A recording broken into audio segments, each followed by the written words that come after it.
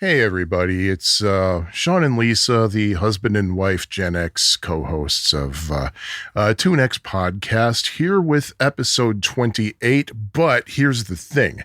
We had originally planned this for episode 26, which already was released. We rescheduled things just to show you how things work in our little world. We recorded the main portion of this episode in February 2025. Brr. Very cold.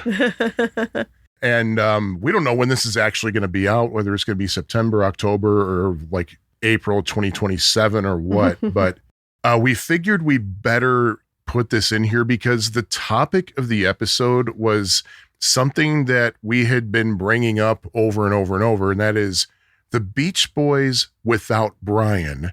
And given that it took so long to get to do the post-production and we had to keep putting things off, and then all of a sudden, tragically, we lost Brian, we thought it would not be appropriate to release that episode at that point. So here it is now. And as you will hear in the episode, it's not what it sounds like. Yeah. It's more discussing the contributions and the importance of each member of the band, since Brian, rightly so, gets a huge amount of attention, but sometimes it feels like the other guys don't get as much. So we wanted to shine the spotlight on each member.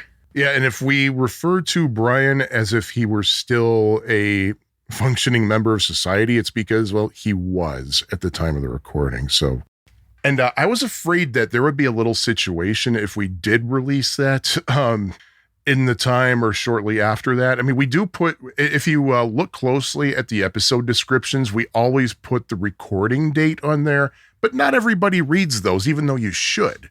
We were afraid we'd get into this situation, this unfortunate situation that happened with the magazine Mac Life.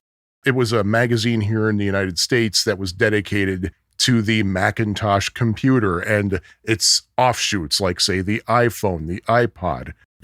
I have here a piece of the cover of the November 2011 issue, and right above the title of the magazine, there is a cutout picture of Steve Jobs, and next to it, it says, "He's gone. What's next?" Now, I remember pulling this magazine out of our mailbox, this probably was literally the day after Steve Jobs actually died. Yeah, it was referring to his announcement that he was stepping down as CEO. Yeah, because he had left Apple when he was very ill, just like a few months before he died. But just looking at that, and it's like, well, this wasn't good timing. Yeah. Because, of course, the magazine had probably been printed at least a month earlier. I wouldn't go that far. I worked as a magazine editor myself. It wasn't that far, but yeah, but still. And someone did write in and say, man, that was unfortunate timing. Like, people understood. They knew that it wasn't like that, but we were afraid that something like that might have happened with this podcast. After reading things about Steve Jobs, I think he probably would have thought it was a hoot. Oh, I'm sure. But without any further anything else, I guess, unless there's anything else warranted to be said. No, let's get to the episode. Here's episode 28.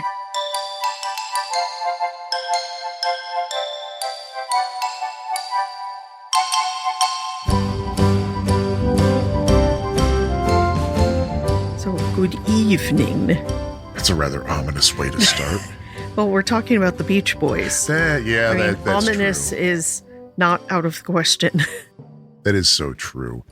Anywho, everybody, thank you for listening. This is episode 25 of Tune X podcast, hosted by your favorite Gen X married couple. I'm Sean. And I'm Lisa. Oh, aren't we just the duckiest? And we even have Gen X names. Yeah, seriously. God, we're so typical. Yeah. Meh. We are what we are. Yeah. And so how have you been since we last recorded? I don't know. Neither do I. I never know how to answer when people ask me that question. And that is how you start a podcast episode, by asking the other host how you've been. So, yay, obligation number 2. We live together. You know how I've been. Yeah, but I'm the only one listening who lives with you. So, True. You know, but hey, that is it. And this is what's the phrase I'm looking for? Shut up and do it episode. And what does that mean? What have I been talking about and bringing up quite a lot over the course of recording this podcast that we really need to do a No Brian episode, because it's so hard to talk about the Beach Boys without turning it into the Brian Wilson show. I mean, yeah, even when we were looking at the documentaries, it's a very common thing with the documentaries that they put a great focus on Brian. And sometimes it's even hard to distinguish the Beach Boys documentaries from the ones that are just about Brian, because a lot of them seem to cover the same ground. Yeah, and a lot of times the other Beach Boys are kind of an afterthought. Yeah, which is really unfair because, well, you need a mess of help to stand alone. Indeed, you got to say that. Yep. But Brian could not have been the Beach Boys by himself. No. Because then it would have been the Beach Boy, and he would have been sad and lonely gone off in the corner and eaten pound cake. Yeah. But no, I mean, he would be the first to admit, like, he needed people to write lyrics for him. He needed people to bounce ideas off of. He needed people's singing and instrumental abilities. Yep. He couldn't do it all. Well, yeah, he could do it all himself, but he didn't want to. That would have taken forever. Yeah, and probably wouldn't have been as much fun. No. I mean, yeah, it's that's one of the things that I really don't like about the Getting In Over My Head album, is that except for one song, every single vocal is Brian multi-tracking himself. And it's just not the same without other voices. And there's something special about that family vocal blend that you just can't get anywhere else. So could Brian have taken some other people? Sure, he could have, but it's fortunate for us listeners that 3 of those other people he took were blood. Yeah. You can just kind of hear the family relation in the sound. Well, it's also like, I mean, remember when we got the breakaway demo version on Endless Harmony? I remember on Pet Sounds mailing list or one of the forums, somebody said, God, what did he need the other Beach Boys for? And hearing things like that, or kind of realizing how on I Just Wasn't Made for These Times, all those vocals were Brian. Mm-hmm. So it was cool to hear things like that and to just know that Brian could create layers of harmonies all by himself. Mm-hmm. You didn't want to see him do that all the time. No, and even then, still, just on a very pedantic level, that breakaway thing sounded incomplete. Yeah, Brian could have released it as was, but man, there was a lot missing. Well, of course, especially after being familiar with the finished version. Yep. But that demo was still pretty impressive. Mm-hmm.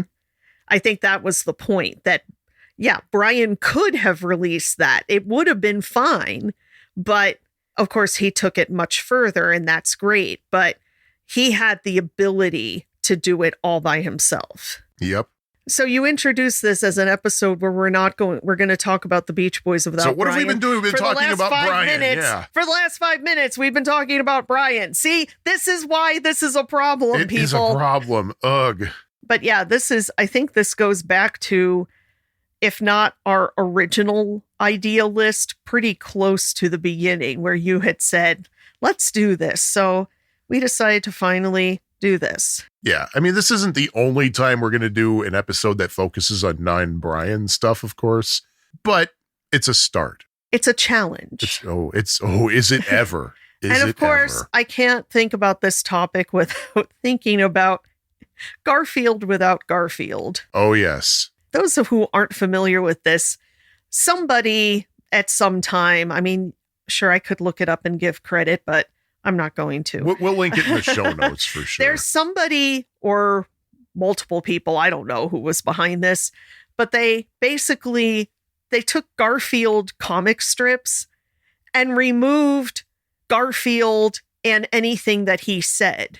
So it just looks like maybe John is talking to himself or sitting there silently.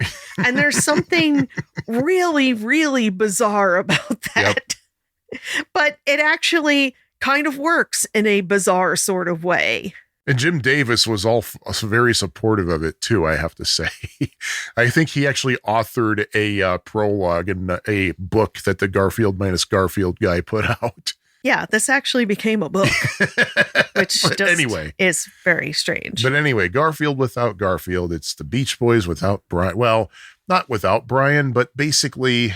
We're going to focus on the other people and other things. And why they were important. Yes, why they're important in the long history of the Beach Boys. Mm-hmm. Let's start with each member. Okay, and sounds good. Kind of like what they brought to the table. Mm-hmm. Both in terms of the actual business of the band and things beyond that, personality or outside interests that may have contributed in some way. Yes. So who would you like to start with? Let's go alphabetically and start with Mike Love. Okay. The reason I wanted to start with Mike is that starting with Mike is basically getting the easy part out of the way. It's pretty obvious what he contributed to the band, that the band couldn't really, there would have been something very missing without him. He was a primary lyricist. I mean, yeah, Brian could have and did reach out to people outside the fold. Of course, Gary Usher, Roger Christian, and Bob Norberg. Tony Escher, Van Dyke Parks. Oh, yeah, of course. There's a whole huge list of other lyricists out there, but I'm talking like early days. Yeah. But Mike was there, and you cannot deny that he wrote some pretty dang good lyrics. Yes, he did. Never really gave it much thought, but darling, that's a pretty good set of lyrics there. Yeah, I mean, he's a strong lyricist in a way that Brian was not. Yeah. I think Brian would be the first to admit that. Of course. He's not a lyricist. His strength is in the instrumental music and the arranging. And he needed somebody else to really write strong lyrics and put his thoughts into words. And Mike was literally the closest person to do that. Oh, yeah. So you had Mike's lyrical ability. You also have his singing, his bass voice, his baritone was fantastic and an essential part of the blend. That was really hard to, I think, imitate once Brian wasn't really working with Mike anymore. You know, having somebody else taking on those parts is a bit of a challenge to find somebody who could match Mike's ability. Another thing I think he brings to the table is in the live performances, his frontman presence. He was a good host. He was good at stage banter, just kind of keeping things going. I mean, I still remember back when I saw the Beach Boys in 1990 in Holmdel, New Jersey. It was an afternoon show. It was very, very hot out, hot and humid in the 90s. Mike was wearing Ocean Pacific, the little corduroy shorts, a Hawaiian shirt, and flip-flops. And he kicked off the flip-flops and was running around the stage barefoot in shorts and a Hawaiian shirt.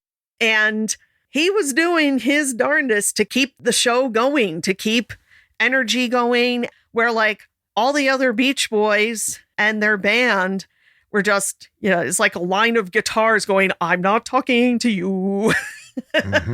And I really don't know how Carl didn't pass out wearing, that was during his black suit with white shirt buttoned up to his chin. I don't know how, he must have had a fan on underneath those clothes. I mean, it was goofy and corny and they still had the cheerleaders then. But I mean, I had to give Mike props for working hard and not phoning in that show, even though it was not the most comfortable day for him. So that definitely was something that he brought to the table. Oh, yeah. And something I remember people complained about a long time ago is he was doing the same shtick over and over and over for years about, like, especially when he would introduce the car song medley And I had read about that for years before I finally saw the Beach Boys in 1996. And sure enough, word for word, it was the exact same shtick. Like you could lip sync to it. And there was actually some guy who went to a Beach Boys show holding up signs to respond to the, yes, Mike, we are too sophisticated for this. But the thing is, it was my first time seeing the Beach Boys in concert. And I was very anti-Mike at the time. And it really, really bothered me to have to admit it sounded fresh to me, even though I knew it was coming. His delivery, all the banter he did that he'd been repeating for years, it sounded fresh and witty to me. Well, also, I mean, that's the thing. How many people, what percentage of any Beach Boys concert audience is there year after year after year? Of course, you're going to have people who are return visitors, but a lot of people, like, it's their first show or the first time they've been to a Beach Boys concert in 10 or 15 years. Yeah. Is it Paul McCartney who always says that he performs a show basically under the assumption that somebody is there seeing him for the first or the last time? Yeah. And he wants to make it memorable. And I got a feeling that so many performers have that attitude, probably Mike. Well, also, to be fair, I mean, okay, if you go see a Broadway show, like one that's been running a long time, you're going to, except for maybe a few small tweaks, if you go see that show and then you go see that show again a year or two later, you're seeing the same show. You expect it to be the same. It's the same words. So, I mean, if you're on the road for 150 shows a year or whatever the Beach Boys are doing now, yeah, you're going to tend to stick to a script. I mean, I don't blame them. And I have been to other concerts where I have heard the same banter. But again, that's a mark of a good performer, that they don't, it's not like it's delivered in a monotone or just read off a card or something. Right. They still make it sound fresh. Yep. I should have mentioned this before. I'm kind of backtracking a little bit. Going back to Mike's singing, even not his bass voice, there are a couple of things out there where he sounds really, really good. And I'm thinking particularly, Aren't You Glad? Mm-hmm. Really great vocal. And All I Want to Do, which I never appreciated until the Feel Flows box came out and I heard the isolated vocal track. I'm like, holy cow. He's even going to like really super high notes and getting them down. He could sing really well when he wanted to, when he really put his guts into it. Yeah, but even just the stuff that's kind of mid-range, it's still decent. It still sounds good because, to be honest, if it didn't, Brian wouldn't have used him. And I always, even before I was really a fan, I always felt that his voice suited the early Surf and Car and Girl hits. And I never could put my finger on it until I read it somewhere. I don't remember if it was David Leaf's liner notes or something else that described his voice as being that of a cocky teenager. Well, yeah. And I'm like, yes, that's exactly what it is. Because a song like Shut Down, yes, you need to have a little bit of swagger. Mm-hmm. And again, Brian cast people, I think, according to what he knew they could bring to the table. Carl did not have swagger. Yeah. Dennis had a different kind of swagger. Much different swagger. But yeah, Mike, I think his voice worked for those early songs. It had that kind of, not like, oh, you're not going to listen and be like, oh man, who's this jerk think he is? Just more like there's some attitude there. Yeah. And it's good attitude. Mm-hmm. It's attitude you want to hear. It's like you want to be somebody who has that kind of swagger. Yeah. And one other thing I want to bring up about Mike, whether you like it or you're against it, well, I shouldn't even say that much, but if you like that you can go out and see a show given by a group called the Beach Boys, I want to say that it's because of Mike. He's the one who went to the BRI lawyers, filled out the paperwork to obtain the proper licensing, to keep the name alive, to keep the music out there in live performance settings. Yeah. And he details in his book about learning how things were done, like how to book shows and seeking out venues that weren't necessarily just in the big cities. I mean, years ago, we used to make fun of, like, we would hear radio commercials for the New Jersey Festival of Ballooning, which just sounds like something we would never go to in a million billion years. Yeah. And for some time, I don't even know if this event still happens or if the Beach Boys participate in it, but for some time, the Beach Boys were on the bill every year for the entertainment.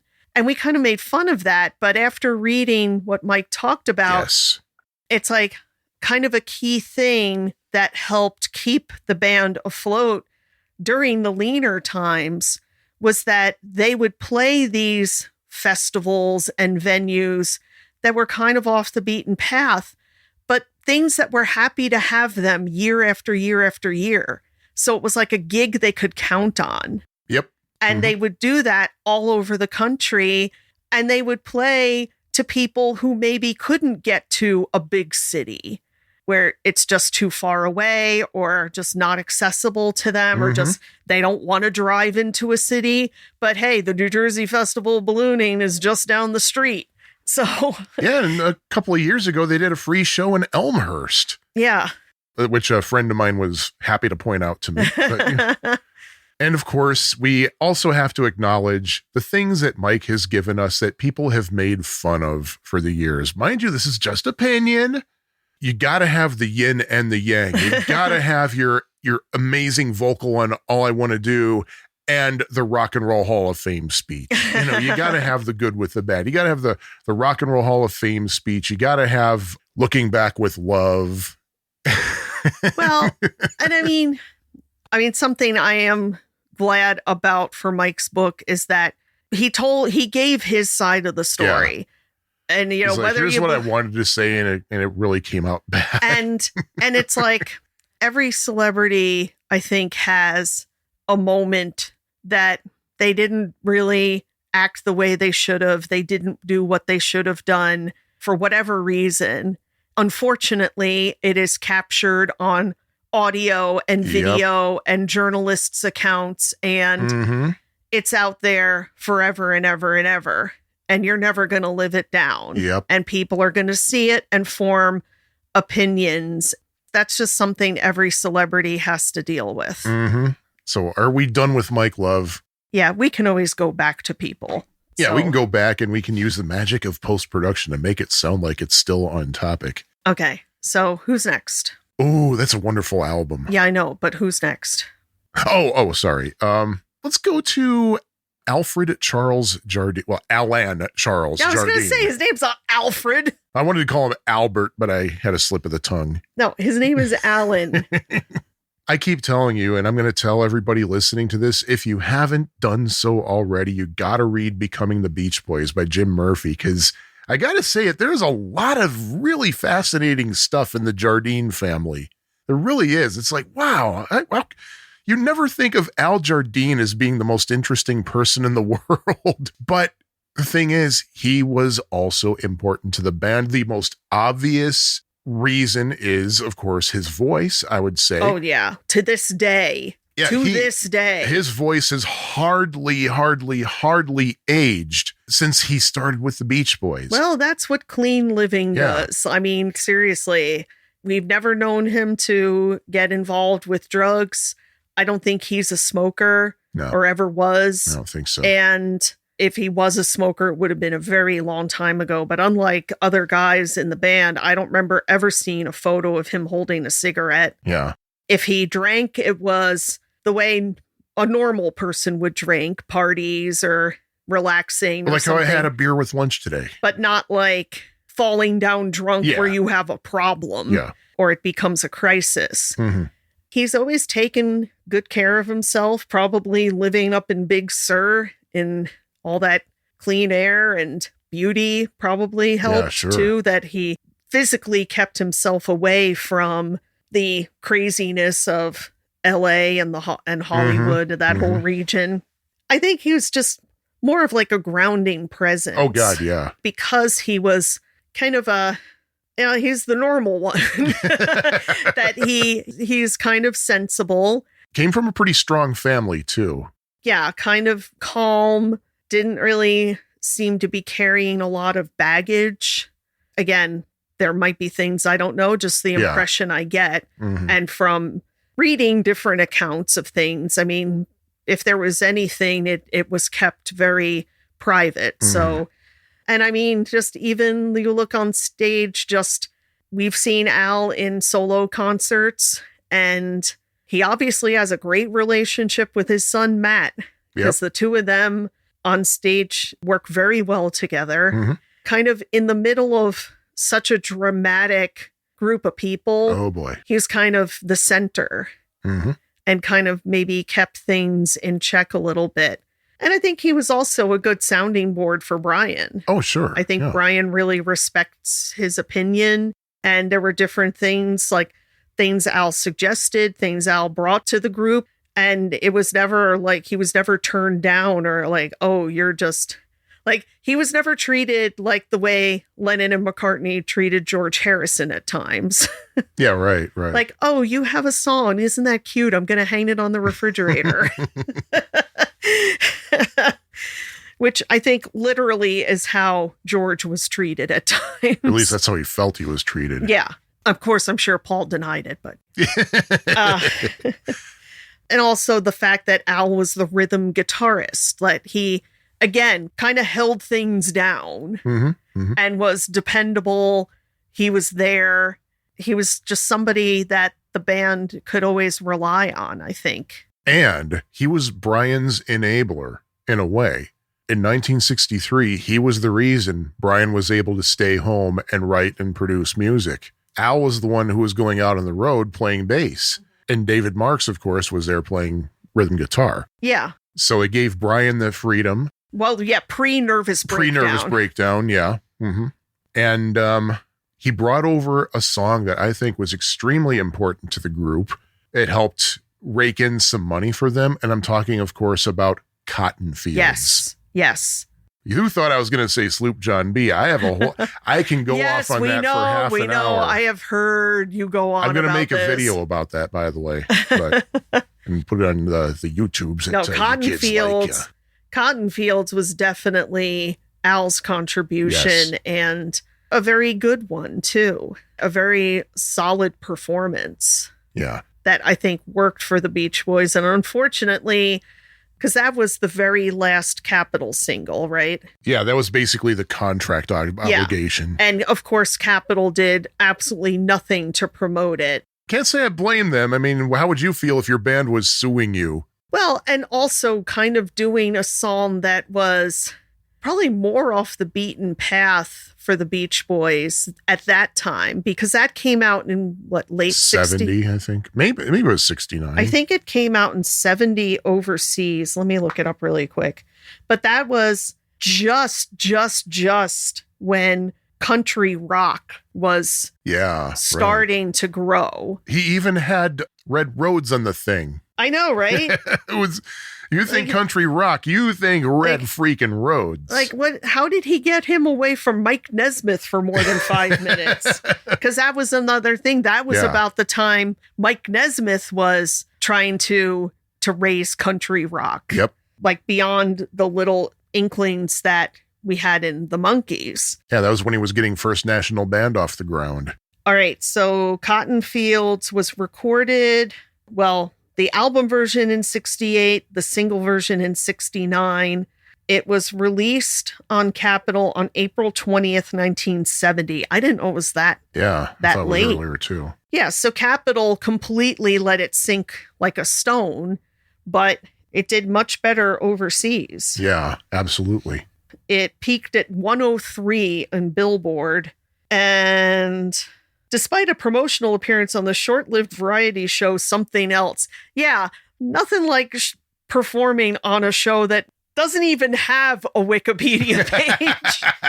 There's no link. So, mercy. But the song succeeded across the Atlantic, reaching number 5 on the UK singles chart and number 2 on Melody Maker. And later listed as the 10th biggest seller of the year by New Musical Express. Number 1 in Australia and Norway, number 2 in Denmark, South Africa, and Sweden, 3 in Ireland, 12 in the Netherlands, 13 in New Zealand, and 29 in West Germany. So not bad. Wasn't one of Elton John's earliest studio recordings a clone of Cotton Fields that had like anonymous musicians on it that they would put out on cheapo records? I want to say he was on that. He did a version of that. When I was a little bitty baby, my mama done rocked me in the cradle. And now, cotton feels like home. Well, he did a lot of versions of things, Yeah. like circa 68, I guess, 67 or 68. So yeah, it basically did well in many places that aren't here Yeah. because it was actually promoted. And also, I got to give the guy credit for coming up with some music that kind of made the Beach Boys sound a little bit more varied. Like, especially if you're listening to his stuff that's on, say, Holland, like the Beaks of Eagles, California, and maybe to a lesser degree on Sunflower, giving the Beach Boys another little flavor of sound that's a little bit different from what they had always been doing. And I think that's one of the things that really makes Holland so great was there were really different genres on that, if you think about it, and they somehow all gelled together. Yeah. And that's partially thanks to Mr. Jardine. Well, also on Surf's Up, too. Yeah. Don't go near the water Mm-hmm. and take a load off your feet. Yep. Yep. Which, hey, the Deuce Coupe Ballet has a lot of fun with that song. I think there's a video of that on YouTube. Yeah. Yeah, we'll have to link that in the show notes too. Good cripes. But yeah, I mean, I think Al was kind of a good centering person. And again, probably the guy that people could go to and get away from the drama. Yeah, yeah. And there was something about his voice too. Like it somehow has that same family sound. I know it does. It really, because there are things where you hear it and you think that's a Wilson. Yeah. And I count Mike in that since Mike is also half Wilson, thanks to his mom. But yeah, it's like, I know there's an answer. For years, I thought that was Brian. I know. And then I'm listening to it like sometimes it was well into our marriage. And I'm listening to it. I'm like, wait a minute, that's Al. Yep. Yeah. It's insane. And there are times when I hear songs from, I hear concert songs that I thought were done by Carl. But no, it was Al. So it's amazing how even him, he's not, unless there's something that they don't know about their own history, Al is not related to these people, but he sounds like them. Well, that's why he fit. Yeah. That's why he stayed, they kept him around all those years. Mm-hmm. Then we can go on to someone who definitely does not sound anything like any of the Wilsons, or like Mike, or even like Al. And I'm talking about Bruce Johnston. Yes. My initial thought is, and I got to admit, it took me a long time to think of what he contributed to the band that was something that was important, something they couldn't have done without. And of course, it's obvious what he did contribute. He, just like Al did in 1963, provided Brian with that escape from the road so he could work on his writing, his producing, and all that. So Bruce afforded him that capability. Well, also, we don't know a whole ton about Bruce because he hasn't really been written about as much. He's not interviewed as much. He's keeps his private life private. But I mean, what we do know is that he was born here in Chicago, given up for adoption as a baby, and was adopted by a very well-off couple who moved to California. So he grew up very privileged. Yes. And like in the little inserts that he recorded for the Beach Boys channel, I mean, he name drops all over the place, but I mean, he's somebody who has the right to name drop. Like, you know, when you're a kid and I don't know, Dean Martin comes over to have dinner with your parents or something, seriously. Or like you go to school with this famous person's kid and that famous person's kid. I mean, that's your life. Yeah, and he had his foot in the musical door years before he joined the Beach Boys. Well, yeah, I mean, he's literally the same age as Brian. Yeah. His birthday is only, I think, a week after Brian's. But he was already writing and producing long before he came into the Beach Boys fold. And I think Bruce kind of is a centering, non-dramatic person in the same vein as Al. But I think the difference with Bruce is that, and this is the impression that I get, I could be wrong, this is just my impression, but that considering that Bruce already came from wealth and already had connections and knowledge in the music industry, he didn't have anything to lose. Yeah, right. So I think participating in the Beach Boys, it didn't have to be his whole life and future and past and everything. Like, he could basically enjoy himself. Yeah, and that's why he was able to get up and walk away when Jack Riley came around. Exactly. I think to this day, he's probably still with it because he enjoys it. Sure.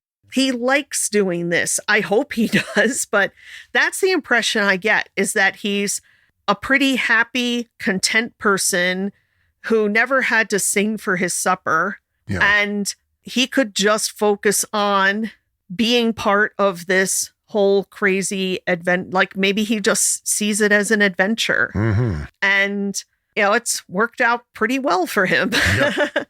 You know, that they want to have him around and it's still going. And he's like, hey, I'm healthy, I'm able. Also, he is a person who I think has taken good care of himself and stayed away from drugs and alcohol and all of those things. So, and probably smoking too. Yeah. I don't think I ever saw a picture of him with a cigarette. So his voice, I mean, God, on like, that's why God made the radio. Oh Lord, does he sound good. So I think he's just kind of a happy dude. And he's just like, hey, I fell into this whole thing and I'm going to ride this ride as long as I can. Probably stepping away for a couple years.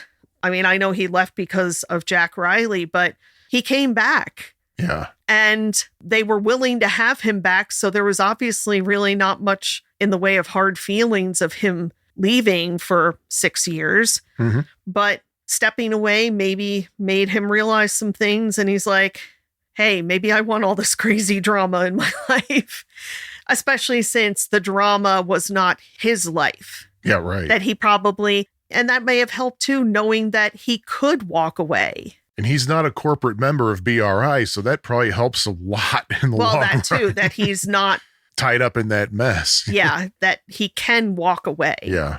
And hey, maybe that's why, like, he stayed around, because maybe they knew that because he could walk away, they're like, well, we like Bruce, let's keep him around. Mm-hmm.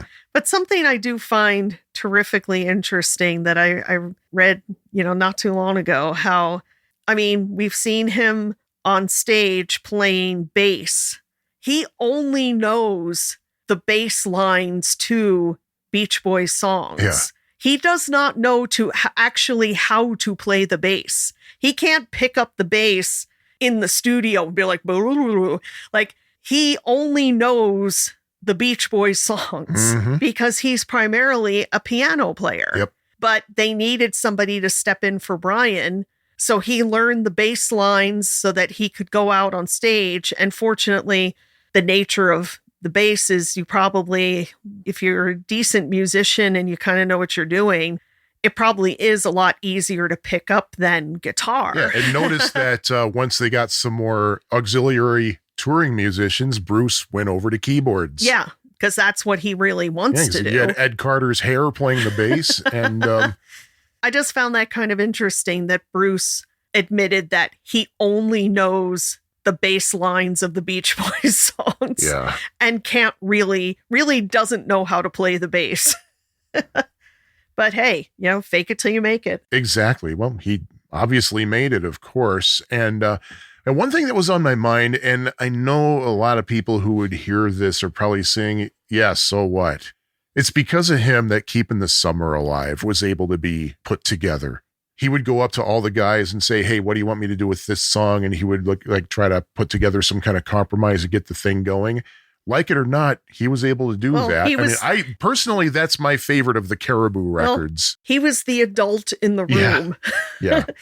And also, I mean, it's not like he's ever had, and again, I don't know what goes on behind closed doors, but just from where I'm sitting, it doesn't seem like he ever had a beef with any of them. Yeah, I don't think so. I mean, just look at this, that he was performing with the Beach Boys, but yet was also performing with Brian's Imagination concert. Yep. At the same time. Yeah.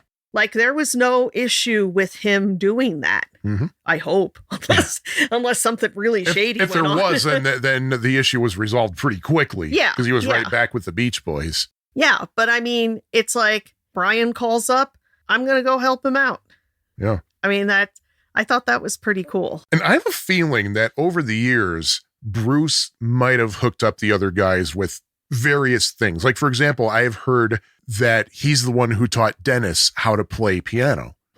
So I imagine he was kind of helpful in ways that we're not really exactly privy to, at least at the moment, that he might have been instrumental in making other things possible for the Beach Boys. Like, because of him, they were able to do that. Because of him, maybe Al found this really cool pair of boots that he loves or something. I don't know. Well, again, he's kind of a cheerful, centered, drama-free person. So it's like he was in a position to be helpful. Yeah. And encouraging. And he probably liked all these guys and just wanted to be, it's like, hey, I'm damn glad to be here. Yep. I got to talk about this just because I love this story. Those of you who haven't read John Stebbins' book about Dennis, I think it's from that book. There's an anecdote about Bruce and Terry Melcher just hanging out somewhere. And Bruce looked over the cliff where they were, and there was somebody at the bottom of the cliff doing donuts with a Jaguar and kicking up all kinds of clouds of dust. And Bruce said, what kind of asshole would do that to such a beautiful car? And then Terry looks down. He's like, Bruce, that's your car, and the asshole is Dennis.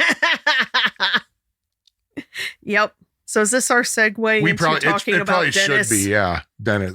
Yeah, we need at least an entire episode to talk about Dennis, for God's sakes. We have to arrange something with our local Dennis Wilson expert. Yes, indeed.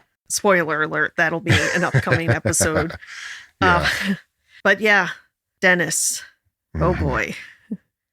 Well, I mean, if all the accounts are true, yes, that's where I was going to go. We wouldn't even be here if it weren't for Dennis, because Dennis said, hey, why don't you write a song about surfing? Yeah. Yeah. I mean, Dennis was living the life. Yep. I mean, he was a surfer. He was out there. He knew what he was doing. And he knew that this was something that could spawn artistic inspiration, and already had from so many instrumental groups, but no vocal surf groups. Mm-hmm. Nobody was singing a song about surfing. And it's like, hey, Brian, why don't you do that? Mm-hmm. And then, of course, he is so good looking. I mean, in the beginning, he was cute, very cute. And I do kind of love how people tried to make it sound like he was had adopted a Beatle haircut when really he was wearing the surfer haircut. Yeah, I think there was a host in Sweden who said, "What's with your Beatles haircut?" He said, "I don't have a Beatles haircut. I have my haircut." That's how he had worn his hair for years. Yeah. My name is Dennis Wilson. I'm 20 years old. I play the drums. And you got Beatle hair. No, I don't have Beatle hair. It's your own hair. It's my own hair. That was how the surfers wore their hair. Mm-hmm. And of course, later, just all kinds of hotness. 2-lane blacktop. Oh my God. I always considered myself, and still do, consider myself very heterosexual. I had heard, was it the Kinsey scale? I've heard that theory that really everybody is bisexual, but on a sliding scale. You're either more toward being attracted to the opposite sex or more toward being attracted to the same sex. You're somewhere in the middle of that scale. And I'm willing to believe that, and I'll tell you exactly why. You know what I'm talking about. Oh, yeah. But I don't know if anybody else listening does. But when the Made in California set came out, I was listening to the performance of Only With You that's on that set. And the song comes to an end just like it does on the Holland album with Carl singing and everything. But then it picks up again with this coda that we'd only heard as that bonus track on the Pacific Ocean Blue reissue. And then all of a sudden coming through the speaker is Dennis. Gonna spend my life with you, making love. I just about fell back and I said, "Oh, Dennis." Kind of like when George Costanza said, "I think it moved." Was it like that, honey? Probably. Oh, yeah. No, Dennis. It's like, okay, I understand now. And I don't remember. God, there's so many things in this episode where I don't remember where I read this, but I know there was something. I don't know if it was somebody I know who said this, but the reference to how Dennis, especially like in the 70s, like how Dennis in the 70s looked like a hot homeless guy. And it's like, yeah, kind of, yeah. No, but really, Dennis always looked good. Just there's something about him. He always dressed well. Even if he was dressed casually, everything looked good on him.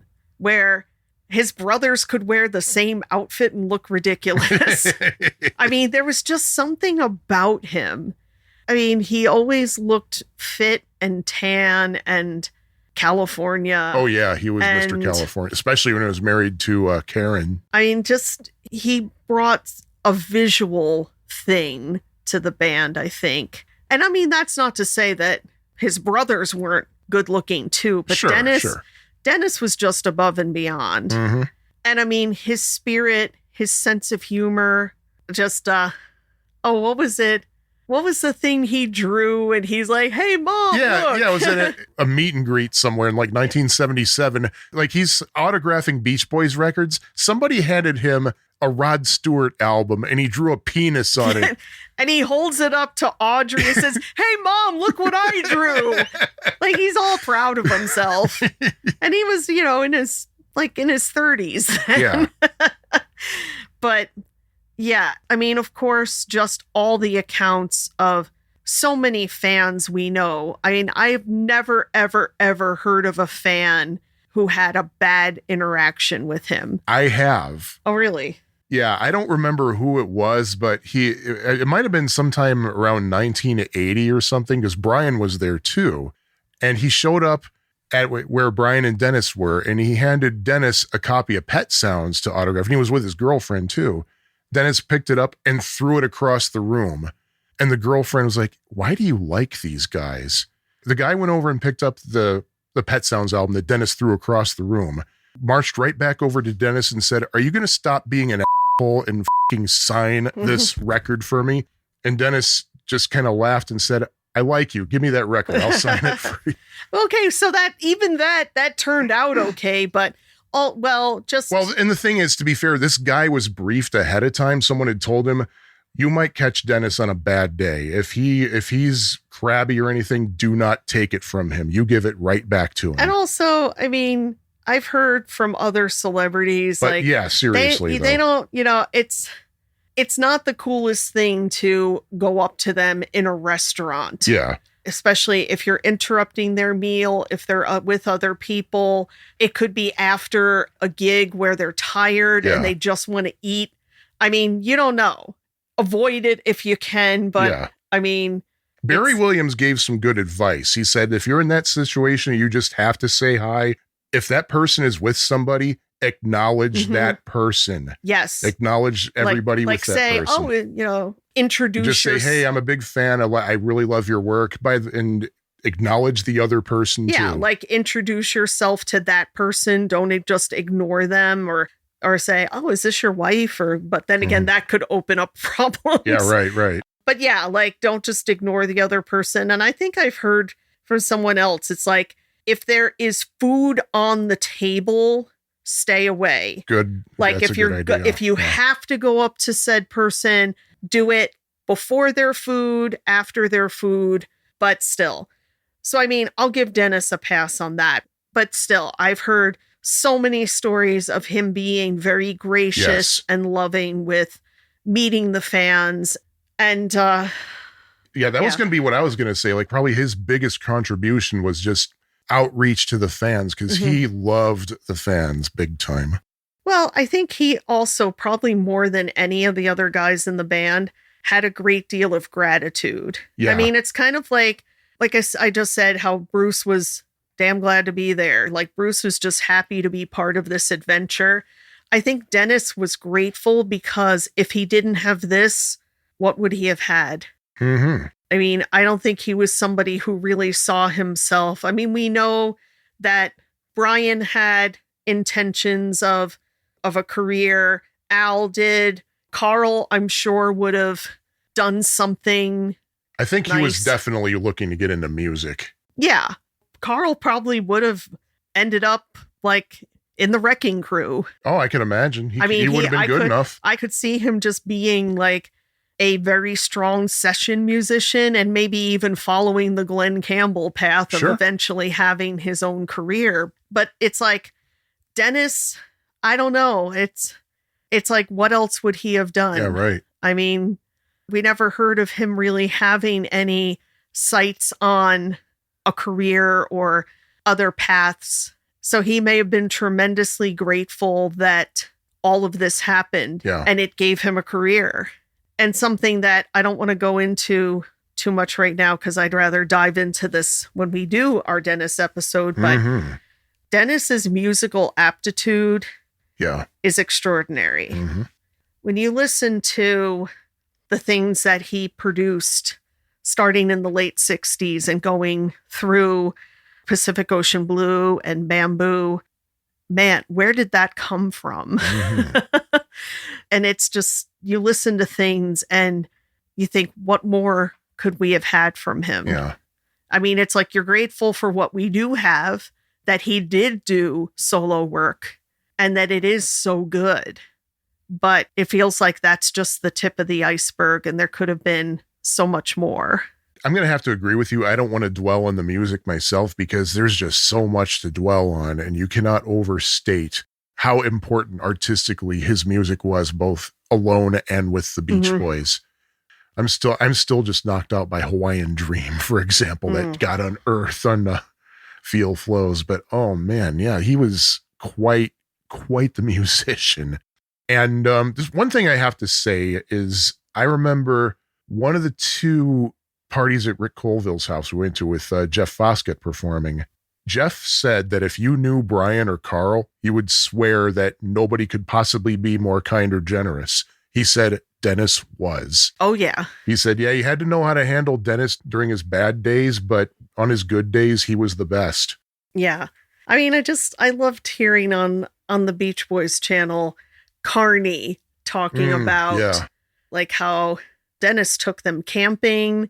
He took them ice skating, or like if the girls were at a concert and they were hanging, they were going to be there at the hotel afterwards, he would take the girls out. And it just sounds like he was a fun uncle. And from what I understand, he loved kids. Yeah. Next. How's that for a transition? Well, then we have Carl. Yeah, let's talk about Carl. Aw, Carl. Oh, Carl, your birthday buddy. My birthday buddy, yes. Oh, man. Well, Carl is just, they're all essential parts, but I mean, Carl held things together. He held things together since 1960 freaking 4. Yeah, when he was, not even 18? Yeah. I mean, I don't remember if they released the rehearsals from the Sacramento shows on the copyright extension, but it's been bootlegged and stuff. You listen to the rehearsals, Brian was there, but Carl was the one actually calling all the shots, telling people where to stand, directing people, telling Brian what to do. Well, I mean, like Carl was the one who had all his crap together. Brian, I can't picture Brian directing anything outside of a recording studio. True. So I can't picture Brian actually taking charge on the concert stage or on tour. Yeah. Was it Audrey who said that Carl was born 40? Yeah. So, I mean, Carl, even though he had this cute baby face, you also didn't mess with him. He was all business. He knew, and I mean that in a good way, by the way. And I kind of love how, I mean, we have heard Mike talking about Brian coming down on them for having an impure thought. I mean, I love that. Or in one of the documentaries when Bruce is going on about comparing Brian to Rachmaninoff and all this stuff, and then cut to Mike, he was like Stalin. Stalin in the studio. And how you didn't want to get that look from Brian. And we saw that look in The Lost Concert. The Lost Concert when Carl flubbed something. Somebody flubbed something. I don't And- know if it was Carl. No, I think it was Carl, because Brian kept shooting him a look, and it's like, man, you know he's gonna catch hell backstage after that performance. Yeah, Brian was quite a bit taller and much more athletic than Yeah. Carl, and I'm sure sat on his face and farted on more than one occasion. But in one of the other documentaries, Billy Hinchy Endless Harmony. talks about the same thing with Carl. Yep. Like, you didn't want to get that look from Carl. So Carl could give it just as well as Brian, if not better. Yeah. Yeah. Seriously, without Carl, the Beach Boys wouldn't have lasted more than, say, a year. I firmly believe. Well, yeah, because Carl, and there was something too about Carl when I read some years ago how Carl actually was ordained in Yeah. some Christian Some religion. some weird Yeah. sect. That, And it's like, okay, because, there are people that I've met in my life who were not like full-time clergy yeah. or even regular churchgoers, but yet there was something pastoral about them where it's like you could totally see them being in some kind of formal religious setting, Yeah. just because not so much that they were preaching or, again, following any kind of particular religious sect, but just in the way of being like a calm presence, somebody you could talk to, somebody you could seek counsel from. I think that's a mark of any good minister, priest, whatever. Like, if you can go and actually talk to them and get some kind of guidance or a way to work through your problems, that's kind of on a more religious side as opposed to seeing a psychologist or a therapist. Sure. I mean, that's why I think if it weren't for the Beach Boys, Carl may have eventually become like a full-time minister. I could totally see that happening because there's just something about him. Like when you look in I Just Was Made for These Times or Endless Harmony, the way he speaks, it's just like, this is somebody I can go to if I need help or I need comfort. And I think that, like for Carney and Wendy, he definitely filled that role. I mean, I remember reading the liner notes of the Wilson Phillips album, their debut album, where they thanked Uncle Carl. That just got to me because all those years that Brian was struggling with his addictions and his problems and his mental illness and depression and all these things. And then, of course, at that time, that was during the Landy period where the girls had almost no contact with Brian for years. I mean, at that time, they were hoping Brian would just hear their record. But Carl stepped in. I think he was kind of a father figure to them when they really needed it. And they were always grateful to him for that. But I think that also may have been a weight on Carl, too. He felt a lot of responsibility to take care of other people. I just hope there were people who were taking care of Carl, Yeah, too. seriously. Yeah, which kind of makes me think, because my next point about Carl was going to be how he essentially oversaw 3 Beach Boys albums in a row, Surf's Up, So Tough, and Holland. And you got to wonder if it's more that he took it on himself because he felt he had to versus it was his chance to... Carl's big chance. Carl's big chance, literally, yeah. And if it's more on the side of, well, somebody has to do it if he actually got help. I mean, if the liner notes to So Tough or anything to believe, yes, he had help because everybody's credited. And what does it end with? It says produced by Brian Wilson, Carl Wilson, Dennis Wazal Jardine, Especially Carl. Especially Carl. I mean, I think it's a little bit of both. I think it's that he was old enough and wise enough to take on that job and kind of like, well, this is my chance to shine. This is my time. I can call the shots. I can make a record. I mean, you think when you go out on the road doing all the shows that they did, starting from when Carl was in his mid-teens. I mean, Carl never really had a normal high school experience. Nah. I mean, he was at Hawthorne High for what, 1 year maybe? Yeah, and then he transferred to the professional school. Yeah. And that's what he graduated from. He started as a teenager out there doing these songs that his brother crafted. And after a while, it's like, well, I can do this too. Or if I got to sing these songs, I want them to be songs that I can do. And I kind of wonder, with Carl being a guitarist, of course, he could handle anything Brian gave him. Yeah. But I wonder if after a while, he desired songs that were composed with the guitarist in mind, as opposed to a piano player. Songs that didn't have wacko chords. Yeah. And for what it's worth, there are times when he did sit down at a keyboard. Like when he'd do Feel Flows in concert, he'd be sitting at a keyboard playing. Yeah. But that was his choice. Yeah.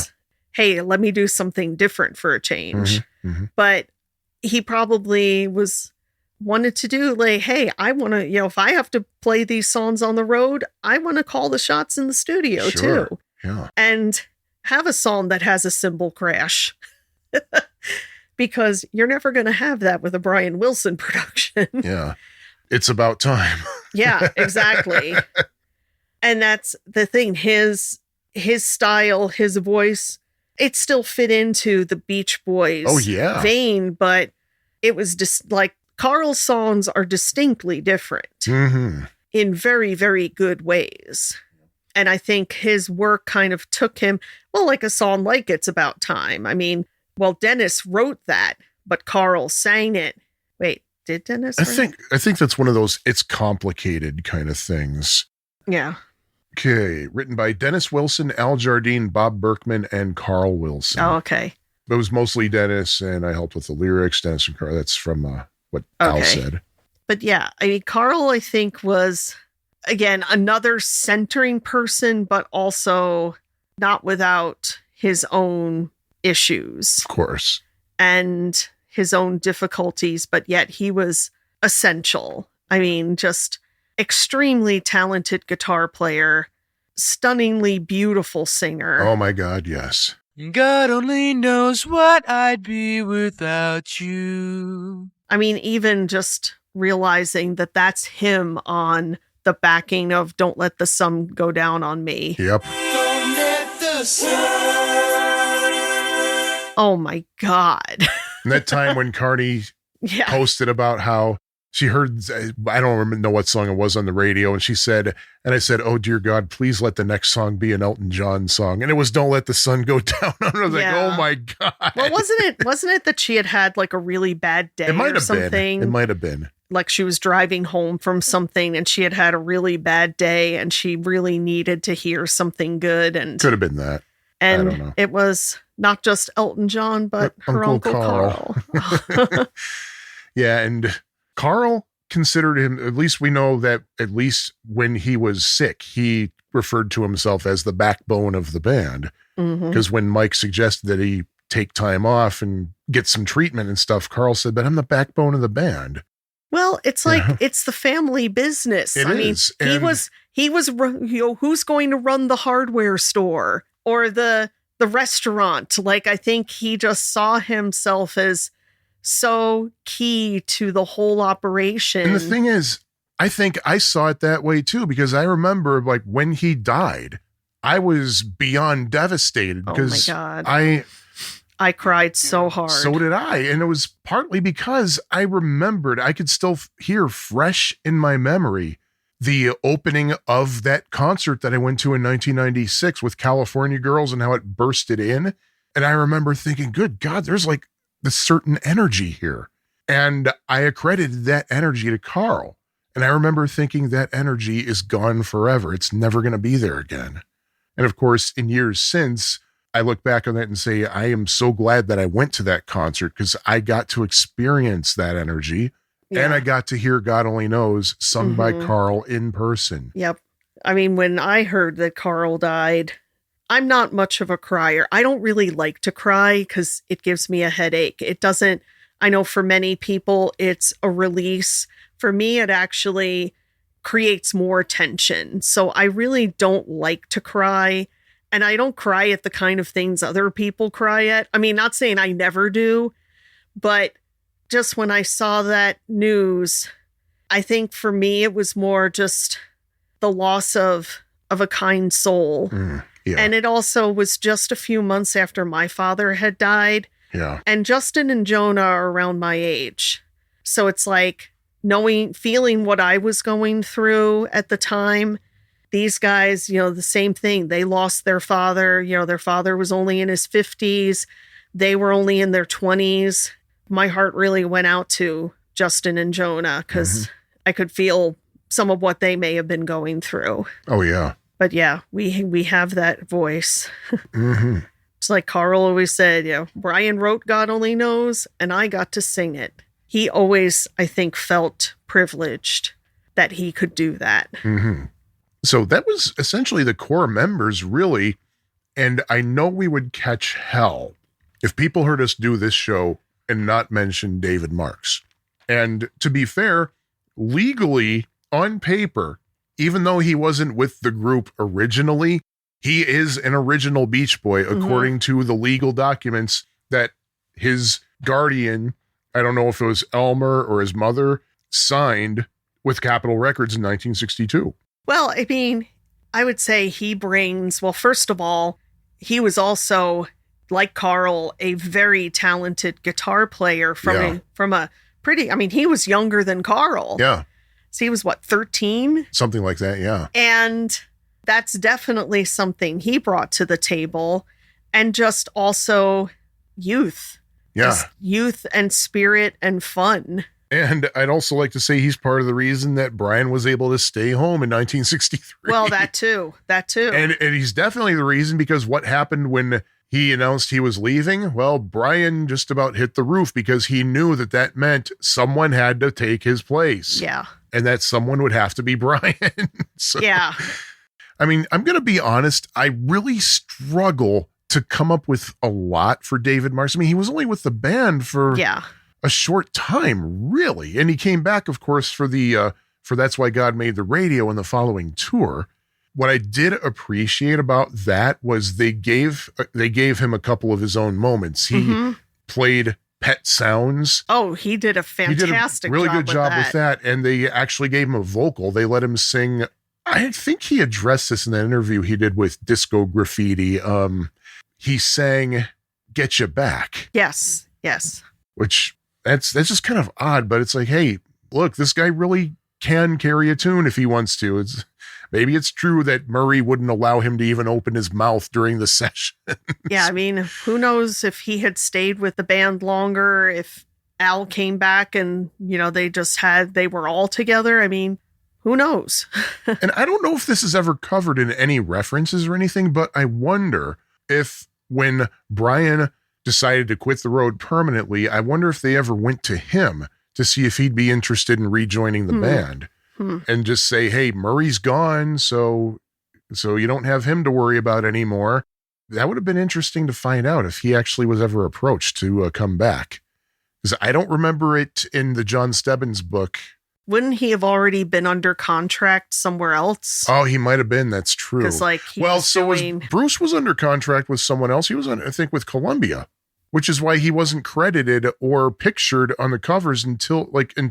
Well, the thing is, and he couldn't be on the cover of like Pet Sounds or Summer Days.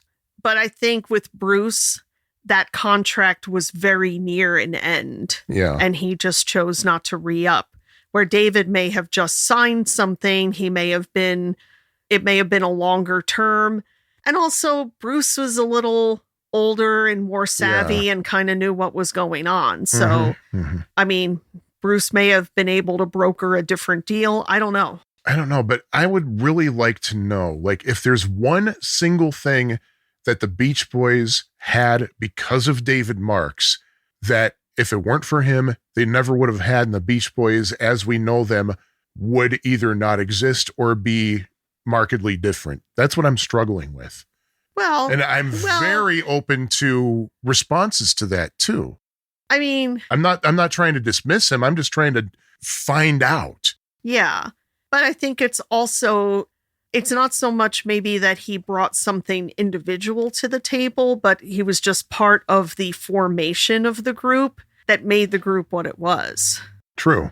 And since we talked about people who were most definitely officially Beach Boys, there are two more Yes. we need to I was just acknowledge. going to say Okay, good. Blondie and Ricky. Yeah, I want to start with Ricky because I can definitely say something that he was very vital to, and that's the overall sound of the group.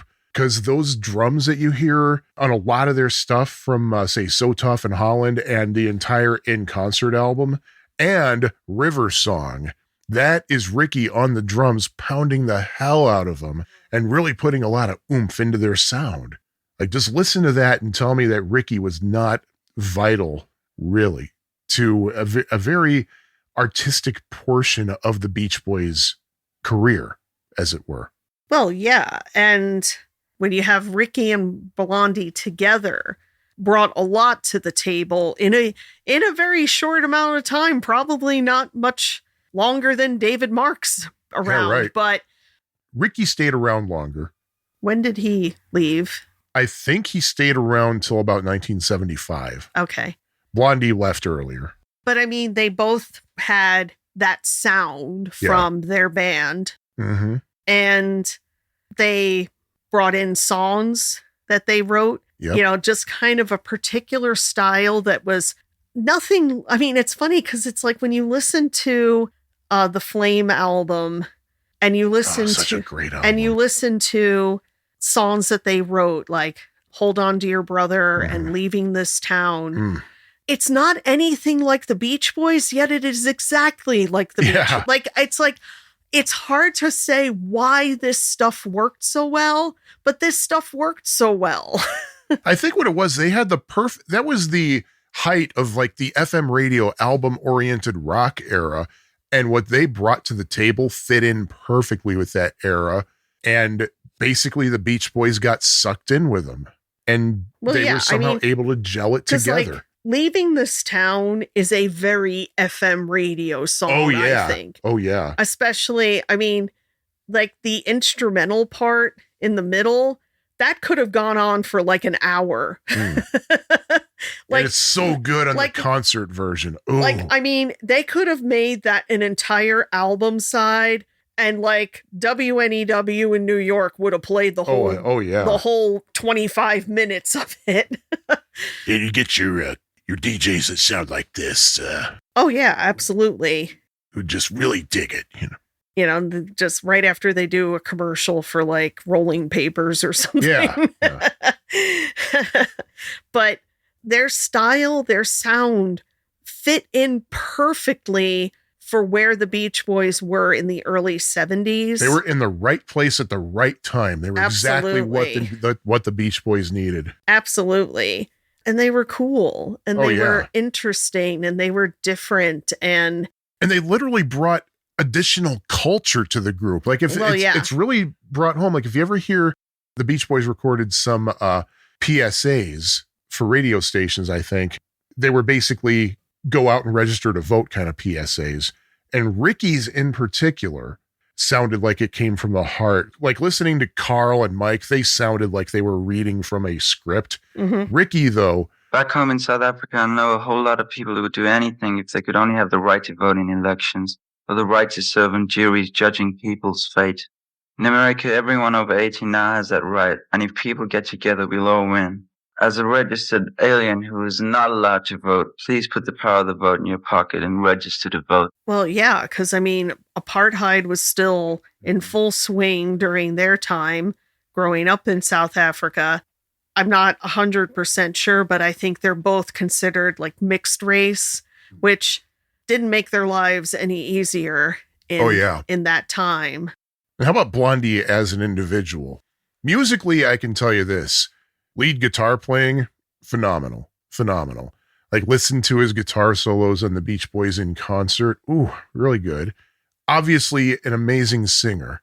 Well, yeah. I mean, I am so he glad that made Dennis Sail On- wanted to go surfing the day they recorded Sail On. They overdubbed And Sail On granted, Sailor. he could have done a great job on Sail On Sailor, Oh, yeah. but Blondie killed it. Yes, he did. He killed it. So, yeah. And I think in concert too, they're like when you listen to the concert performances, and even we've seen Blondie with Brian's band. Yeah. He's got a lot of spirit and a lot of fun. And he was not shy about his affection for Brian, too. Oh, yeah. That's the thing. Like, you don't really hear a lot about, say, Blondie and Brian interacting with each other back in the 70s. So that's a part of the story we don't really know. And that's something that's, I mean, I kind of brought this up when we were doing our last episode talking about the documentaries. It's that, I mean, my kingdom for a documentary that would just focus on the late 60s and early 70s, because there's so much story there. And I'd love to have more about Blondie and Ricky and just their involvement, their own music, their own talent. And I mean, they were, well, I don't know about Blondie, but Ricky was like still a teenager, wasn't he? He was, yeah, I think they're both significantly younger than the rest of the Beach Boys. Yeah. So I think they were born in the 50s. Yeah. Well, Blondie was born in 1951 and Ricky was born in 52. So yeah. And by we're the way, talking like a full decade younger than like Brian and Mike. And those of you who've never seen, say, Ricky in person, dude is tall. So, wow. So there we go. That was our Noah Bryan show, in which we still talked about Brian. Well, we just mentioned him tangentially. Yeah. We mentioned him tangentially. There we go. And I have no other way to like wrap this to a conclusion. Do you? Well, it's just that you have to look at, I mean, I think it's like there are so many bands where everybody can name the front man, or the front man, you know, it's like, okay, you in Bon Jovi, you got John Bon Jovi and Richie Sambora, and then the other people. It's like, I mean, you know, where of course fans know, but a lot of people don't. Mm-hmm. That they kind of get brushed aside because they're not as prominent. Yeah. But they're still, the band wouldn't be the band without them. Mm-hmm. And they still have their own contributions. Yeah. But it's just kind of been the thing with the Beach Boys that, I mean, it's not like a Beatle thing where you're not going to see anything about the Beatles that's only going to talk about John and Paul. Yeah. You are always going to see John, Paul, George, Ringo, and then Brian Epstein, George Martin, Mal and Neil, the wives, girlfriends, you know, like you're always going to have the four core members. And I mean, with the Beach Boys, plenty of people do know the names of the people in the band, but I think kind of the party line, and this might go all the way back to Murray's Capitol press releases. Mm-hmm. And I mean, I say Murray's, even though Murray did not work for Capitol. I think Murray fed a lot of information to Capitol that Capitol typed up on their letterhead and put out to the media that is, of course, a documented source that many, many people have used as like, here is a reliable source. It's on Capitol Records letterhead, but it's still not necessarily the truth. Right. As many people, like, I mean, when Andrew Doe started digging into the whole Labor Day weekend story and and the whole, like, Al Jardine left the band to go to dental school. No, he didn't. That's probably a very common tale in the industry, though. What the label says is just going to be an oversimplified, possibly and likely spun story just to make a good story. You know, the adage, don't let the truth get in the way of a good story. Yeah. I mean, that even happened in the Beatles world. Yep. Mm-hmm. Yeah, like the Hunter Davies book, even though that was a completely authorized book, there's some stuff in there that's not as true as we have found in other documents in later years. Yeah, of course. I mean, it's not like the whole thing is fabricated and trash, but it's still not quite. Yeah. But yeah, I think with the Beach Boys story, it's like you can't just take what's been repeated as the gospel truth. You got to kind of dig into it. Yeah. And be like, okay, Al, there's no way Al could have gone to dental school because he didn't even have a bachelor's degree. You can't go to medical school without a bachelor's degree. Yep. And I'm feeling very awkward tonight. So, I mean, my final thought is basically this. Since we recently talked about these guys just minutes ago, all I'm going to say is seek out the album The Flame released on Brother Records. Check used record stores. Go online, see if you can get it on YouTube, or if somebody's willing to make you a copy or something. It is so, especially if you like So Tough and or Holland. It is amazing. It is a wonderful Carl album. produced it, right?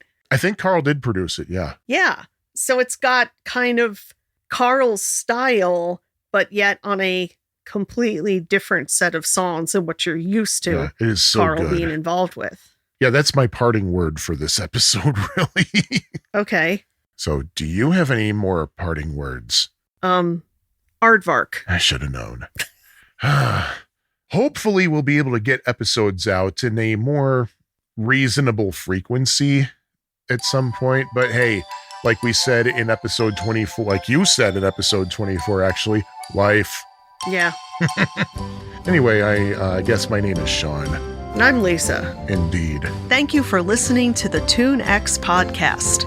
Please leave us a review at Apple Podcasts or iTunes. You can hear us on Apple Podcasts, Amazon, and just about every other provider out there. If TuneX isn't on your favorite provider, please let us know. You can email us at tunexpodcast@gmail.com. Our website, which includes the show notes, is tunex.fab4it.com. Fab4it is spelled F-A-B, then the number 4, then I-T. Feel free to connect with us on social media. TuneX is on Facebook, and we're also on Instagram and Twitter, both under the handle of TuneX Podcast. Our opening and closing theme, Melody 10, was written and performed by Scattered Frog. All other music and sounds used in this episode remain the properties of their respective copyright holders and are used for the purposes of commentary and review. No infringement is intended. We'll see you next time, friends. Until then, Don't back down from that wave.